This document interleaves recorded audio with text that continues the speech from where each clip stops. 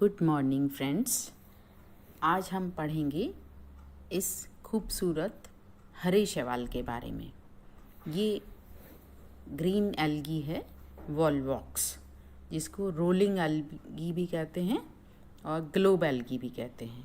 तो ये बिल्कुल रोल करता हुआ चलता है और ग्लोब की जैसे दिखता है, एकदम गोल है, स्फेरिकल, इसलिए इसको ग्लोब एल्गी भी कहते हैं।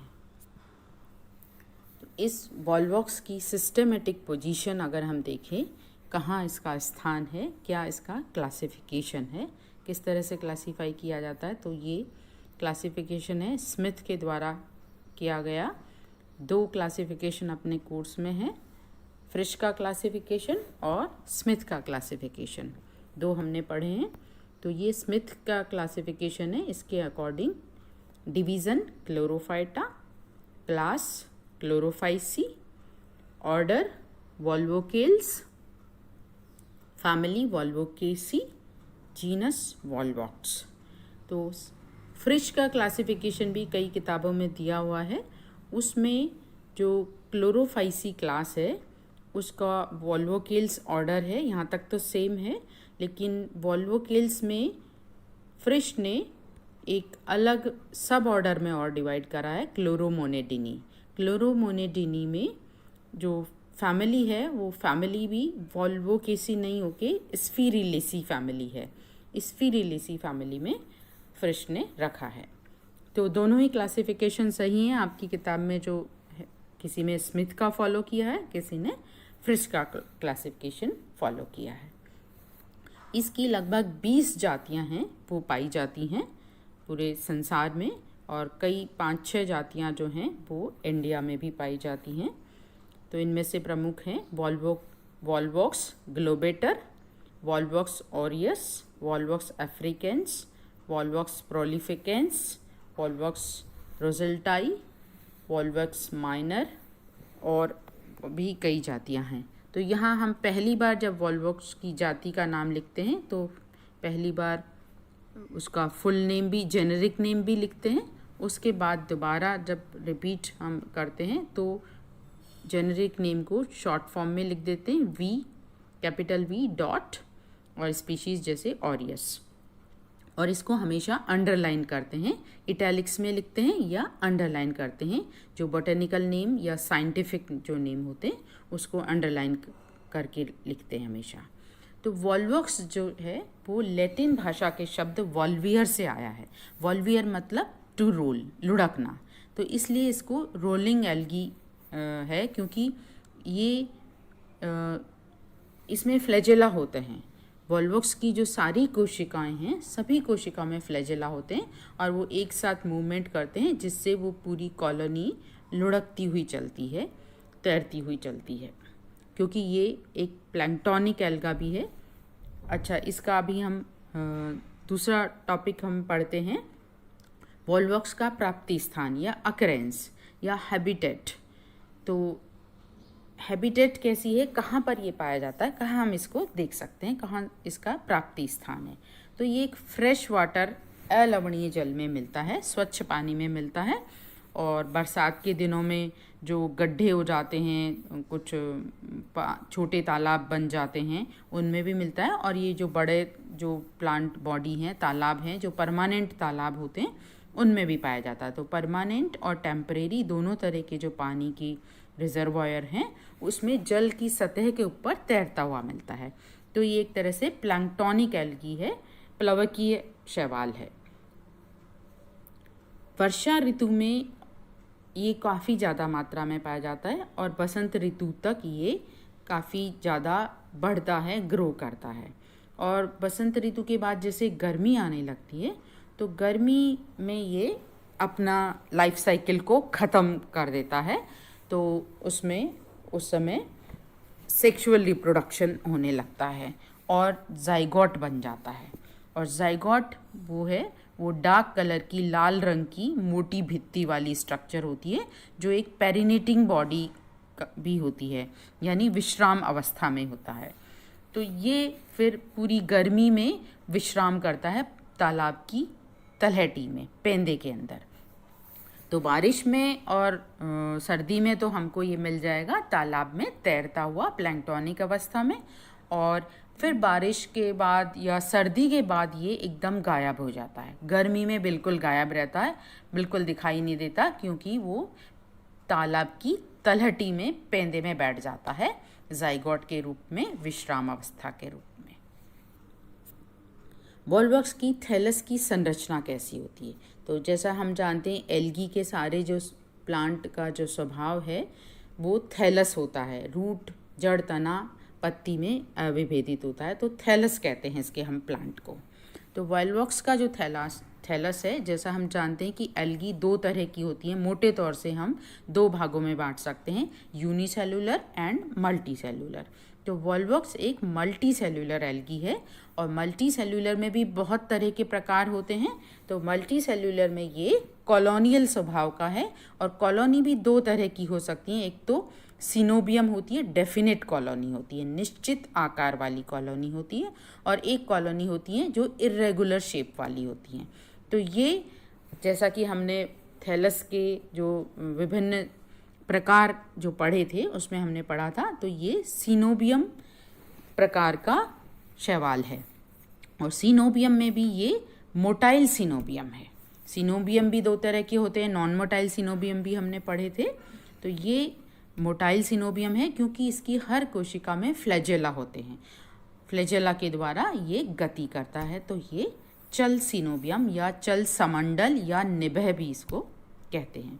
तो ये जो सिनोबियम है जो एक बॉल के रूप में होता है, इसकी आकृति, क्योंकि सिनोबियम की आकृति निश्चित आकृति होती है, तो वो चपटी भी हो सकती है, ओवल भी हो सकती है, किसी भी शेप में हो सकती है, लेकिन हर एक पर्टिकुलर जाति की निश्चित शेप होती है। तो वॉल्वॉक्स की जो शेप है वो गोल है और खोखली गेंद की आकृति की है।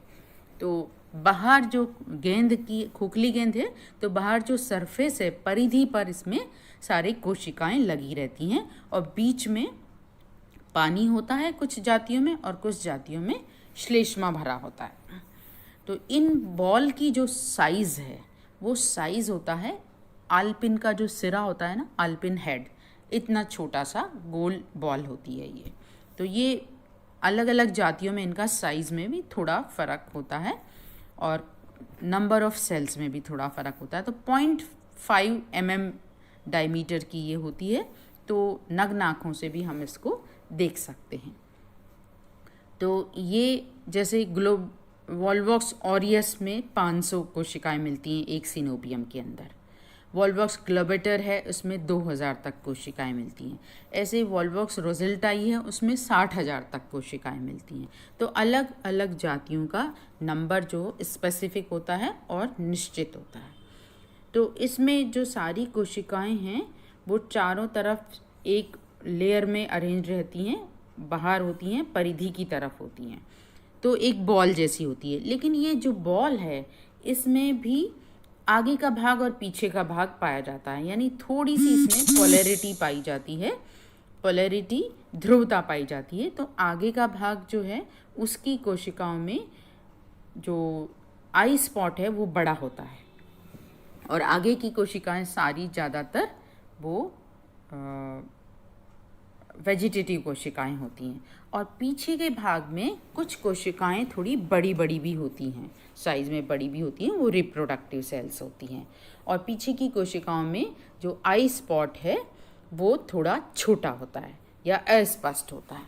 तो इस तरह से हम देखते हैं कि थोड़ी सी इसमें ध्रुवता भी पाई जाती है, या थोड़ा सा डिवीज़न ऑफ लेबर भी पाया जाता है, कि आगे की कोशिकाएं तो थोड़ी सी वेजिटेटिव हैं, सिर्फ वेजिटेटिव कोशिकाएं फोटोसिंथेसिस ही करती हैं वो, और पीछे की कुछ कोशिकाएं हैं वो रिप्रोडक्टिव भी होती हैं, जिनका काम जनन का होता है, और उनमें आई स्पॉट कम छोटा पाया जाता है।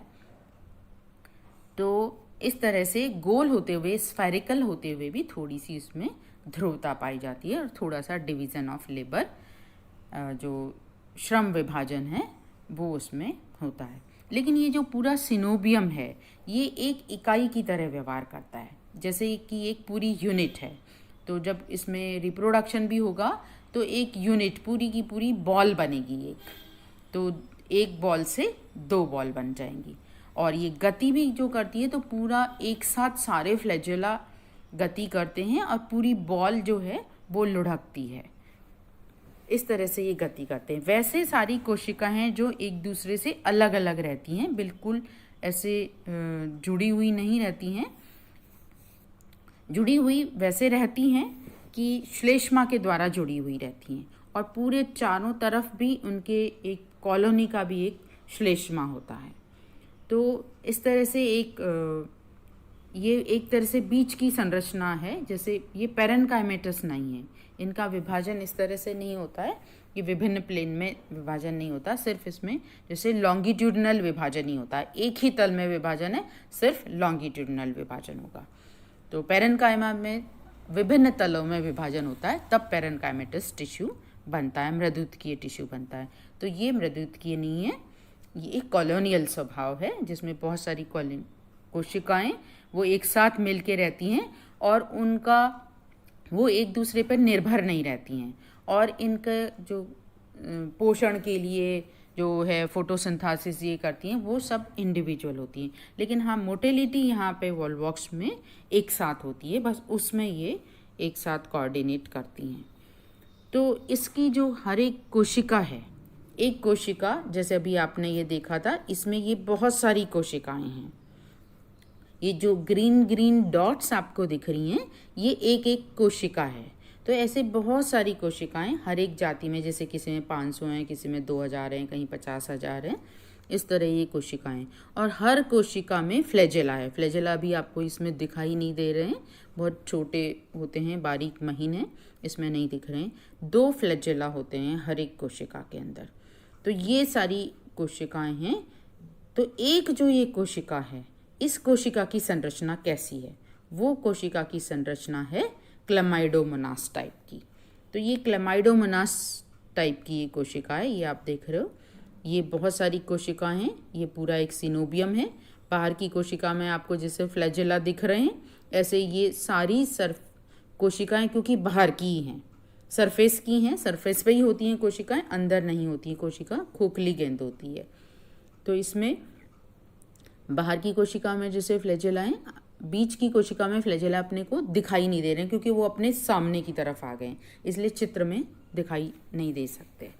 तो सभी में 2 फ्लैजेला हैं। तो ये एक क्लेमाइडोमोनास की सेल की आप ये चित्र देखिए, नीचे जो दिखाया गया है बड़ी 2 कोशिकाएं दिखा रखी हैं क्लेमाइडोमोनास की। तो ऐसी कोशिका होती है, प्रत्येक कोशिका वॉल्वॉक्स की होती है। तो जिसमें पायरी फॉर्म होती है, नाशपाती के आकार की होते हैं। अगला भाग है वो थोड़ा नुकीला है, पिछला भाग है वो थोड़ा चौड़ा है। तो अगले नुकीले भाग में 2 फ्लैजेला हैं और पिछला जो भाग है उसमें आपको ये कप शेप का क्लोरोप्लास्ट दिखाई दे रहा है। क्लोरोप्लास्ट के बीच में ये आपको एक न्यूक्लियस दिख रहा है। न्यूक्लियस होता है, एक न्यूक्लियस है, एक क्लोरोप्लास्ट है। क्लोरोप्लास्ट के अंदर एक पायरेनॉइड भी होता है और क्लोरोप्लास्ट के अग्रभाग पर आई स्पॉट होता है। और ये जो फ्लैजेला है, फ्लैजेला के नीचे बेसल ग्रेन्यूल होता है। बेसल ग्रेन्यूल से ही फ्लैजेला निकलते हैं और बेसल ग्रेन्यूल के नीचे 2 ये कॉन्ट्रैक्टाइल वैक्यूल भी दिख रही हैं, संकुचनशील रिक्तिकाएं। तो ये जो तैरती हैं जो कोशिकाएं, प्लवकीय कोशिकाएं होती हैं, इसमें इस तरह का गुण होता है। और प्लांट कोशिका का भी ये गुण होता है, उसमें वैक्यूल्स पाई जाती हैं। तो यहाँ पे ये विशेष रूप की वैक्यूल हैं, कॉन्ट्रैक्टाइल वैक्यूल्स हैं, ये पाई जाती हैं। और ये जो आप हेक्सागोनल सी या कोणीय ये जो स्ट्रक्चर देख रहे हैं, ये इसकी सेल वॉल है। तो कोशिका की जो सेल वॉल है, ये सेल वॉल का वो हिस्सा है जो कि म्यूसिलेजिनस होता है।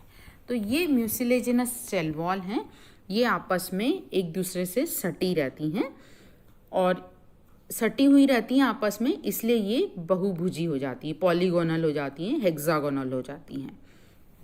तो इस तरह से ये सारी कोशिकाएं एक सिनोबियम के अंदर, इस कॉलोनी के अंदर एक दूसरे से सटी रहती हैं और ये साइटोप्लाज्मिक कनेक्शन द्वारा जुड़ी रहती हैं। कुछ स्पीशीज़ हैं जिनमें साइटोप्लाज्मिक कनेक्शन नहीं पाए जाते, अन्यथा अधिकतर में पाए जाते हैं। और किसी में ये साइटोप्लाज्मिक कनेक्शन बहुत ही महीन होते हैं, पतले होते हैं, किसी में थोड़े बड़े साइटोप्लाज्मिक कनेक्शन होते हैं, मोटे मोटे होते हैं, और किसी में ये साइटोप्लाज्मिक कनेक्शन होते ही नहीं हैं। तो इस तरह से आप ये देखो, सरफेस पे इसके एक श्लेष्मा की और आवरण है।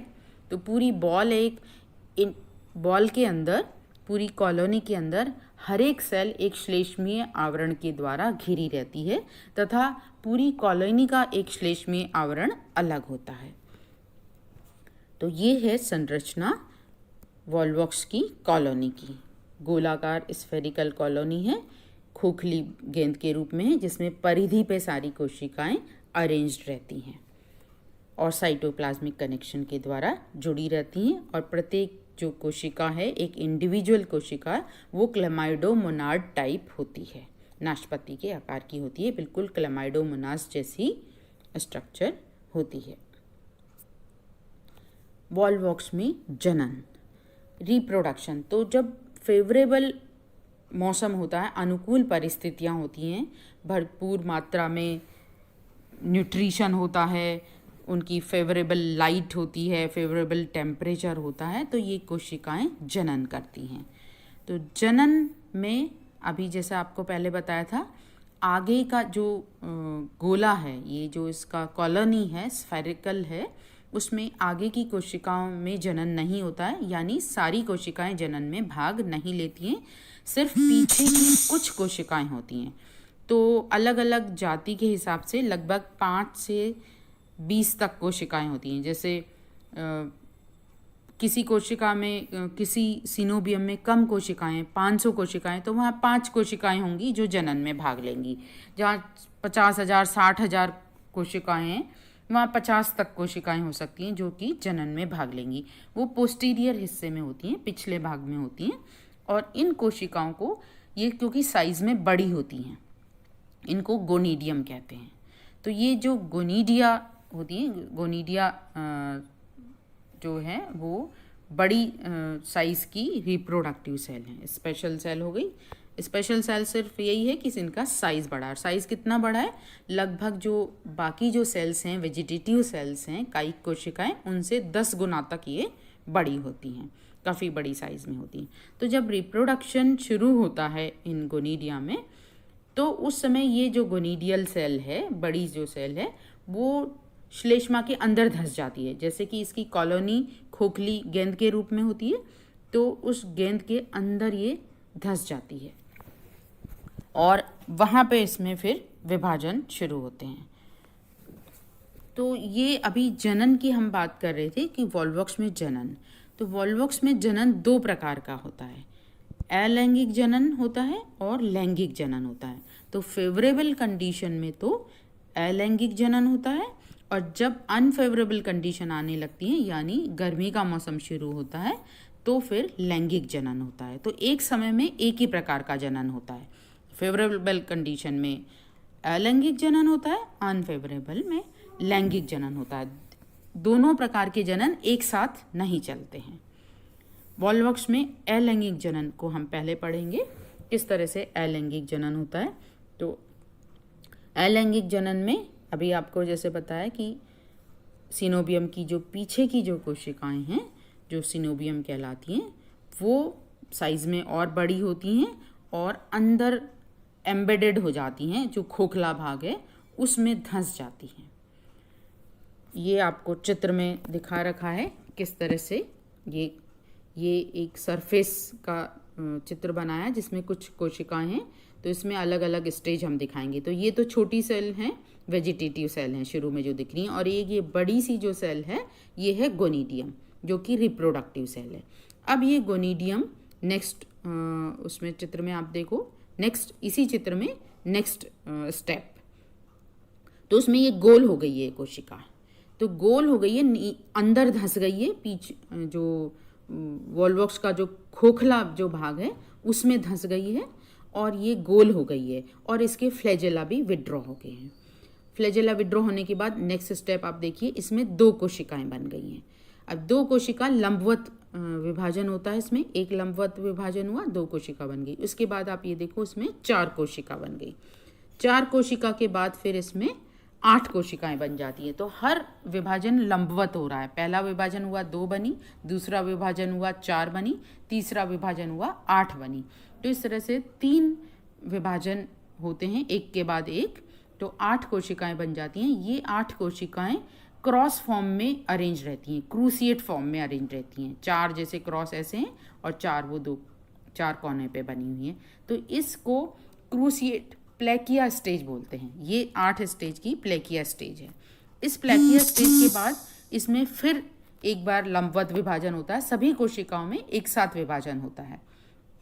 तो 8 से 16 कोशिकाएं बन जाती हैं। तो ये 16 कोशिकाएं जो अरेंज होती हैं वो एक बॉल के रूप में हो जाती हैं। अभी 8 कोशिकाएं तो एक प्लेट के रूप में थी जिसको प्लेकिया स्टेज कहते हैं। फिर 16 कोशिकाएं एक बॉल के रूप में हो जाती हैं, लेकिन उस बॉल में एक छेद होता है, ऊपर मुंह खुला हुआ रहता है, जैसे मटकी का मुंह खुला हुआ रहता है। इस तरह से ये 16 कोशिकाएं इस तरह से गोले के रूप में अरेंज हो जाती है। ये आप चित्र में देखिए। ये फिर 8 कोशिका का प्लेकिया स्टेज के बाद आ गई है 16 सेल्ड स्टेज, जिसमें कि एक मुंह होता है ऊपर, उस मुंह को कहते हैं फियालोपोर या फाइलोपोर, फियालोपोर बोलते हैं। इसके बाद उन सभी कोशिकाओं में फिर विभाजन। तो इस तरह से ये 16 से 32, 32 से 64, 64 से 128, 128 से 256, 256 से 512, इस तरह से हर कोशिका में लंबवत विभाजन होता जाता है और ये कोशिकाओं का नंबर बढ़ता जाता है जब तक कि उस स्पीशीज, जाति विशेष का स्पेसिफिक नंबर नहीं आ जाता। जैसे किसी जाति का 500 हैं कोशिकाएं, किसी में 2000 हैं, किसी में 50,000 हैं। तो जहाँ तक उसका नंबर होता है उतनी ये कोशिकाएं बढ़ती जाती हैं और एक पूरी ये गोला बन जाता है, स्फीयर बन जाता है।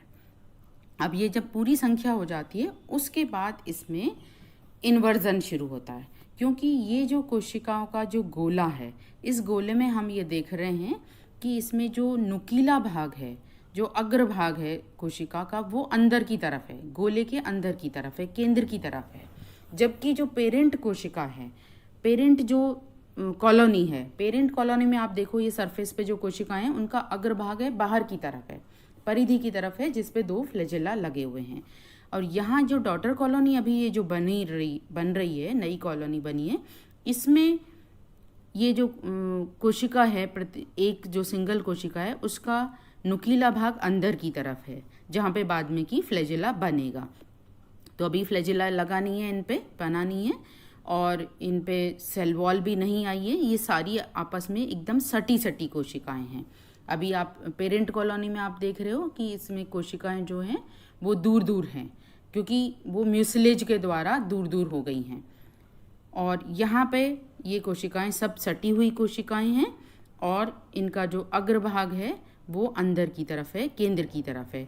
तो अब ये उल्टेगा, इन्वर्जन होगा, पूरी कॉलोनी उलट जाएगी और जैसे पेरेंट कॉलोनी होती है वैसे ही हो जाएगी। यानी अग्रभाग जो नुकीला भाग है वो परिधि की तरफ आ जाएगा, बाहर की तरफ हो जाएगा, और सेंटर की तरफ जो गोल वाला भाग है, चौड़ा भाग है, वो आ जाएगा। तो इन्वर्जन कैसे शुरू होता है? बीच में एक खांच बनती है, पहले बीच में खांच बनती है और ये जो फियालोपोर है वो चौड़ा हो जाता है, ऊपर से मुंह चौड़ा हो गया, और जो नीचे का हिस्सा है, पेंदे का हिस्सा है, पेंदे में एक उभार बनने लग जाता है जो सेंटर की तरफ बढ़ता है।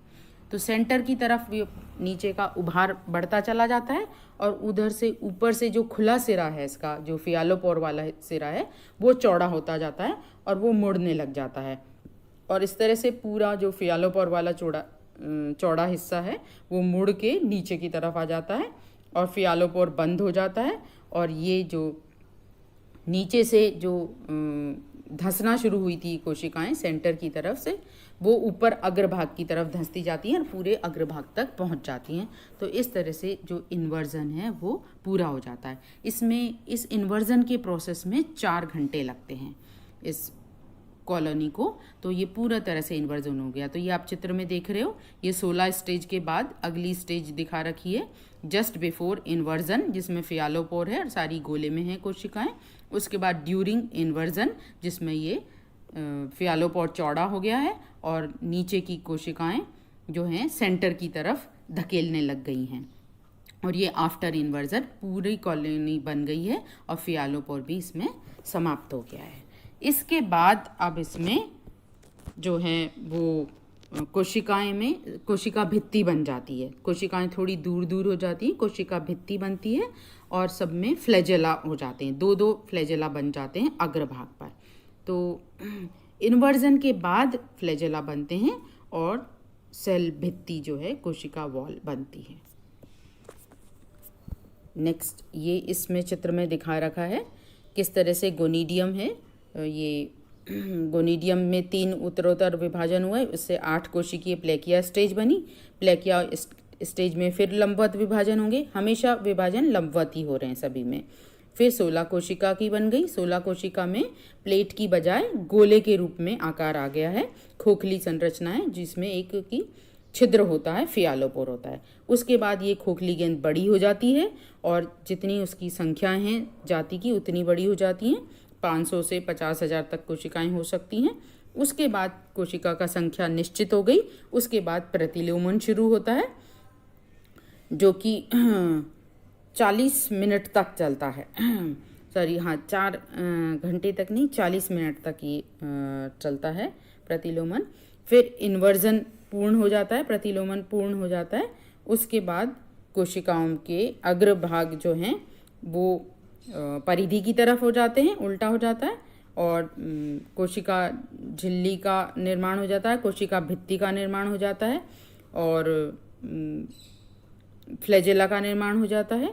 और इस तरह से पूर्ण विकसित जो कॉलोनी है वो जो वॉल्वॉक्स की जो कॉलोनी है उसके अंदर धंसी हुई होती है। तो ऐसे जितनी गोनीडियम होती है, जैसे 5 से 20 तक गोनीडियम है, तो एक जो शैवाल है, एक सिनोबियम है, उसके अंदर इतनी सारी ही बॉल या डॉटर कॉलोनी धंसी हुई होती है। ये चित्र में आपको दिखा रखा है, जैसे इतनी सारी ये डॉटर कॉलोनी धंस गई हैं, तो बहुत सारी डॉटर कॉलोनी बन जाती हैं। तो कई बार तो डॉटर कॉलोनी है वो ऐसे ही, ये जो छिद्र है इसमें दिखा रखा है, लास्ट वाला जो डायग्राम आप देखें, इसमें पूरी कॉलोनी बन गई है। तो ये जो छिद्र है पेरेंट कॉलोनी का, इसमें से ये बाहर निकल जाती है पूरी कॉलोनी बनने के बाद, फ्लैजेला बनने के बाद।